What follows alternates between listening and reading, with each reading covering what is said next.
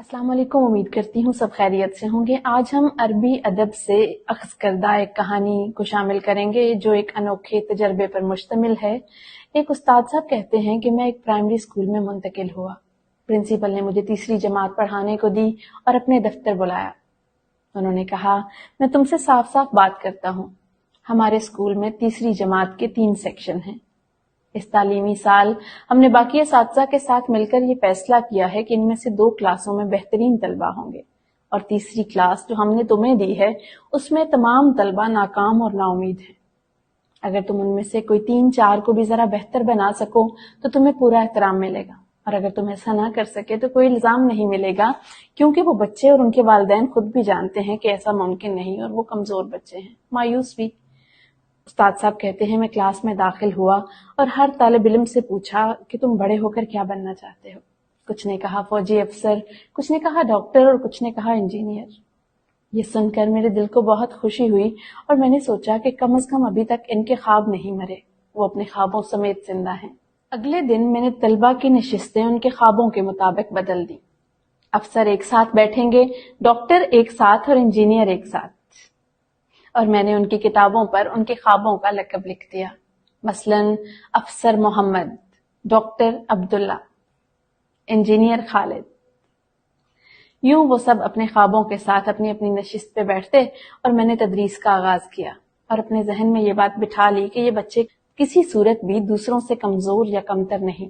यकीनन उनमें से कोई गलती करता, कोई सुस्ती करता और कोई होमवर्क ना करके लाता, वगैरह वगैरह। यहां सजा देने की बारी आई, लेकिन मेरी सजा मुख्तलिफ थी। मैंने उन्हें मारना नहीं था, बल्कि सिर्फ उनका लक़ब छीन लेता था और यूं उनके ख्वाब छीन लेता था। फिर उन्हें एक खास जगह बिठाता था जिसे हमने गली का नाम दिया।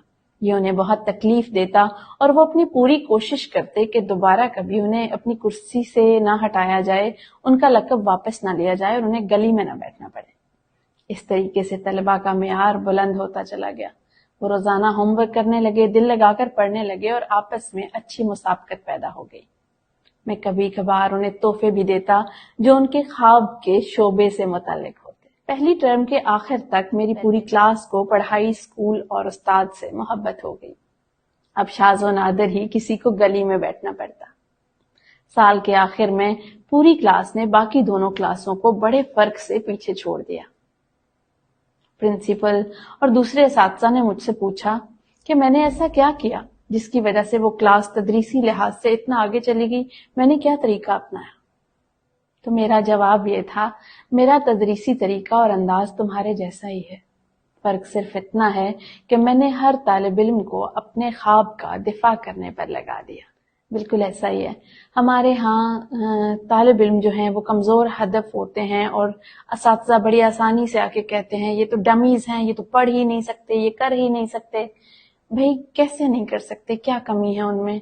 और हो सकता है उनमें से एक आध ना कर सकता, वो पूरा सेक्शन ही कैसे नहीं कर सकता? इसका मतलब है उस्ताद में कमी है।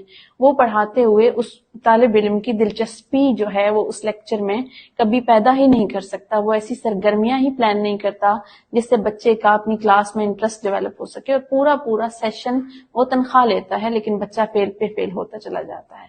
तो यहाँ कमजोरी उस्ताद में है, तालिब इल्म में नहीं।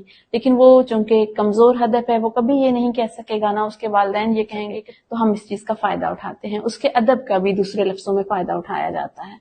तो खुदारा बच्चों पे मेहनत करें, प्लान करके आए कि किस तरह से पढ़ाना है, एक्टिविटी प्लान करेंगे। जितनी बड़ी क्लास होगी, जितनी नालायक क्लास होगी, वो कम से कम दिलचस्पी लेगी। वो अगर टॉप नहीं भी करते तो वो अच्छे बच्चे होंगे, वो अपने सब्जेक्ट को पढ़ पाएंगे। उनकी दिलचस्पियों को मद्देनजर रखते हुए उन्हें पढ़ाएं, कोशिश करें, मेहनत करें, सब मुमकिन है। Thank you.